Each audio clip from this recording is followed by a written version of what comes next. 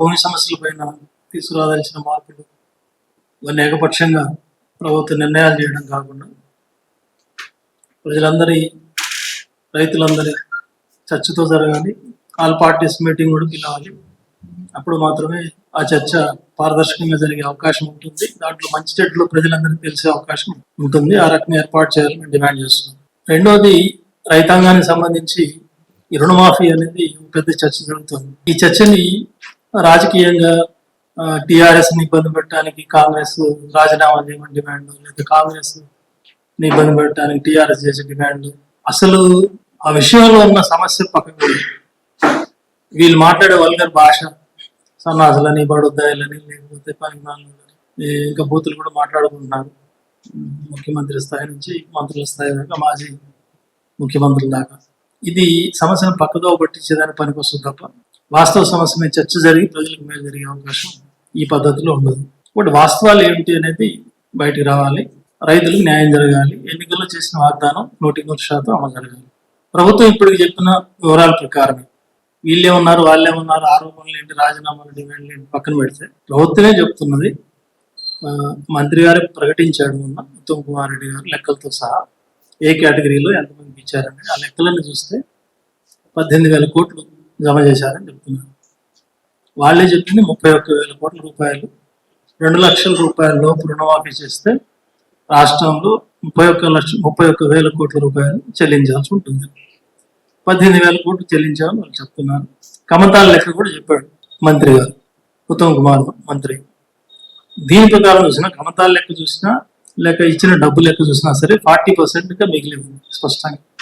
ఇంకా పెండింగ్ ఉన్న కేసులు, కన్ఫ్యూజన్ ఉన్న కేసులు, లిటిగేషన్ ఉన్న కేసులు ఇట్లాంటివి ఏమైనా ఉంటాయి. 3% ఉంటాయి, 5% ఉంటాయి, 10% ఉంటాయి. ఎక్కువ లేక 40% మిగలటం అంటే వాగ్దానంలో సగమే అమలు జరిగినట్టు.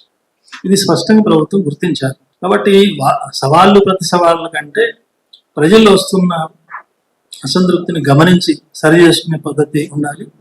సరి చేయడంలో ఇబ్బంది ఉంటే రైతులకి, ప్రజలకి స్పష్టంగా చెప్పాలి. ఇంక ఇంత టైం కావాలి, లేదు ఇంకే ఉన్న ఇబ్బందులు ఏంటి. అది కాకుండా మభ్య పెట్టే పని, మేము ఇప్పటికే చేసేసామని చెప్పడం, చేస్తామని జనరలైజ్ చేసి చెప్పడం సరైనది కాదని సిపిఎం పార్టీ అభిప్రాయపడుతుంది. దాంట్లో కేటగిరీస్ కూడా చాలా స్పష్టంగా ఉన్నాయి. చనిపోయిన వాళ్ళకి ఇవన్నీ ఉన్నాయి. అట్లాగే 4-5 బ్యాంకులు ఉన్న వాళ్ళకి ఒక బ్యాంకులో తీసుకుని ఉన్నాయి.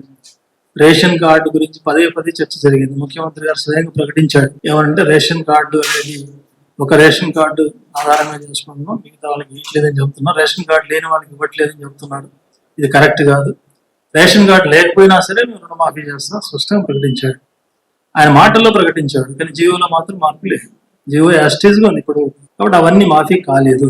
ఈ రకంగా పెండింగ్ లో ఉన్న అంశాలన్నింటినీ వెంటనే పరిష్కారం చేసేదానికి ప్రభుత్వం కోనుకోవాల్సిన అవసరం ఉంది. మరొక విచారకరమైన విషయం ఏంటంటే, దీనికి సంబంధించి రైతాంగం అసంతృప్తి వెల్లడించే సందర్భంలో దాన్ని ఎవరో రాజకీయ నాయకులు చేస్తున్నారు అనే పద్ధతిలో దాన్ని తీసేయడం, చివరికి అరెస్టులు చేయడం, ఇట్లాంటివి మళ్ళీ పాత పద్ధతుల్లోనే వెళ్తున్నాయి. చాలా చోట్ల మాకున్న రిపోర్టు, ముఖ్యమంత్రి గారు ఎక్కడ పర్యటనకు పోయినా సరే అక్కడ అరెస్ట్ అయ్యేది సిపిఎం పార్టీ నాయకుల ముందు. ఇదివరకు టీఆర్ఎస్ ఉన్నప్పుడు జరిగింది అదే. టీఆర్ఎస్ మాకు వ్యతిరేకంగా ఉన్నప్పుడు, లేదా బీజేపీకి దగ్గరగా ఉన్నప్పుడు ముఖ్యమంత్రి పర్యటనలో సిపిఎం వాళ్ళే ఫస్ట్ అరెస్ట్ అయ్యారు. తర్వాత మునుగోడు ఎన్నికల తర్వాత టీఆర్ఎస్ మాకు స్నేహం చేసింది. వాళ్ళ ఎన్నికలు సమర్థించాం. చాలా సందర్భాల్లో వాళ్ళు మాకు సమర్థిస్తారని చర్చ. ఆ కాలంలో ముఖ్యమంత్రి ఎక్కడికి పోయినా సరే మళ్ళీ సిపిఎం అరెస్ట్ చేశారు. తర్వాత కాంగ్రెస్ మాతో చర్చలకు వచ్చింది, సీట్లు కుదరలేదు తర్వాత. కానీ మేము పోటీ చేసిన స్థానాలు కాక మిగతా స్థానాలన్నింటిలో కాంగ్రెస్ పార్టీని సమర్థించాం. ఇప్పుడు కూడా కాంగ్రెస్ పార్టీ వాళ్ళు ఎక్కడ పర్యటన పోయినా సరే సిపిఎం పార్టీని అరెస్ట్ చేయడానికి కోరుకుంటున్నారు. అంటే ఇది ఒక రకంగా మాకు గర్వకారణంగానే ఉంది అనుకోండి. కొంచెం ఇబ్బందికరమైన అరెస్టులు, జైళ్లు. ఎందుకంటే ఎవరి అధికారంలో ఉన్నా సరే మళ్ళీ ప్రజల సమస్య వస్తే మాట్లాడేవాళ్ళు సిపిఎం వాళ్ళే అని వాళ్ళు చెప్పినట్టు అవుతుంది. కాబట్టి ఇప్పటికైనా వీళ్ళు వైఖరి స్పష్టంగా మార్చుకోవాల్సిన అవసరం ఉంది. ఈ రకంగా అరెస్టులో నిర్బంధాలతో ఆపడం సాధ్యం కాదు. అందువల్ల అరెస్టులు చేయడం ద్వారా రైతాంగం యొక్క ఉద్యమాలని, వాళ్ళ అసంతృప్తిని పక్కదో పట్టించాలని ప్రయత్నం చేయడం మళ్ళీ ఆ పాత చెప్పుల్లో కాలు పెట్టడమే. కేసీఆర్ ఇట్లా చేసే ఆయన దెబ్బతిన్నాడు. ధర్నా చెప్పులు రద్దు చేసి దానికి ఎంత పెద్ద గొడవ జరిగిందో అందరికి తెలుసు. ధర్నా చౌక్ పునరుద్ధరించేదాకా, చివరి కోర్టు ఆర్డర్ ఇచ్చేదాకా గొడవ జరిగింది.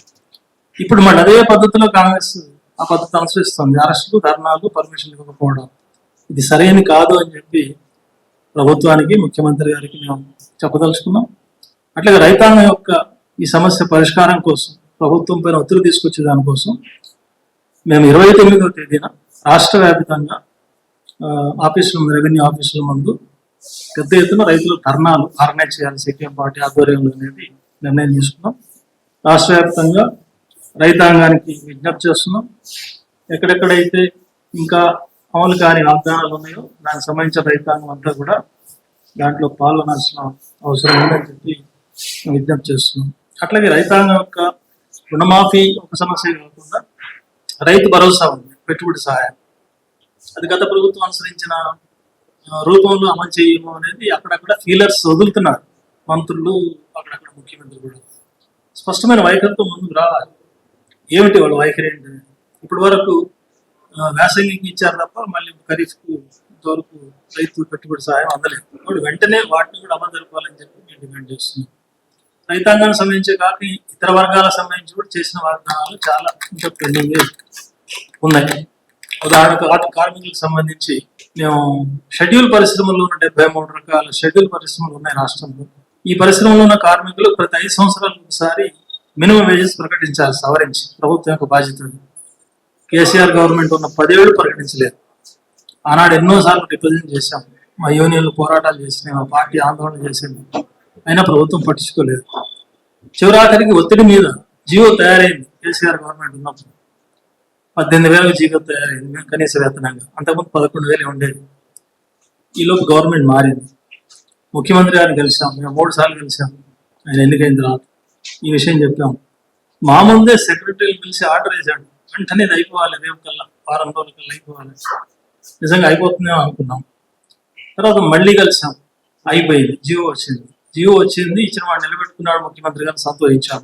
కానీ తీరా చూస్తే ఏంటంటే అంతకుముందు 11,116 రూపాయలు కలిపి 11,116 ఏదో సవరణ చేసి వేశారు. ఇది దారుణం. ఇది కార్మికుల్ని వాళ్ళకి ఇచ్చిన మాటని మోసం చేయడం తప్ప ఇంకోటి కాదు. యజమానులకు పక్షపాతంగా కొమ్మగాయడం తప్ప ఇంకోటి కాదు. ఈ రకమైన వైఖరి ప్రభుత్వం తీసుకుంటాను. ఇది సరైన కాదు. ఏ తప్పులైతే కేసీఆర్ ప్రభుత్వం చేసిందని ప్రజలు తిరస్కరించారో ఆ ప్రజాస్వామిక ధోరణులు కానీ, లేక కార్మిక వ్యతిరేక ధోరణులు కానీ, రైతాంగానికి మభ్యపెట్టే ధోరణులు కానీ, రాష్ట్ర సంక్షేమాన్ని అభివృద్ధిని పట్టించుకోని పరిస్థితి కానీ ఉంటే భవిష్యత్తులో ఈ ప్రభుత్వం నష్టపోతుంది. ఇప్పటికి ఇంకా మించిపోయింది లేదు, ప్రారంభ సమయమే కాబట్టి ఇప్పటికైనా రేవంత్ రెడ్డి గారి ప్రభుత్వం తాను తెలుసుకొని ఈ లోపాలను సరి చేసుకునే దానికి ప్రయత్నం చేయాలని, ఇచ్చిన వాగ్దానాన్ని సంపూర్ణంగా అమలు జరిపే దానికోసం ప్రయత్నం చేయాలని సిపిఎం పార్టీ తరఫున మేము డిమాండ్ చేస్తున్నాం. 29వ తేదీ నిరసనలో పెద్ద ఎత్తున రైతాంగం పాల్గొనాలని విజ్ఞప్తి చేస్తున్నాం. Thank you.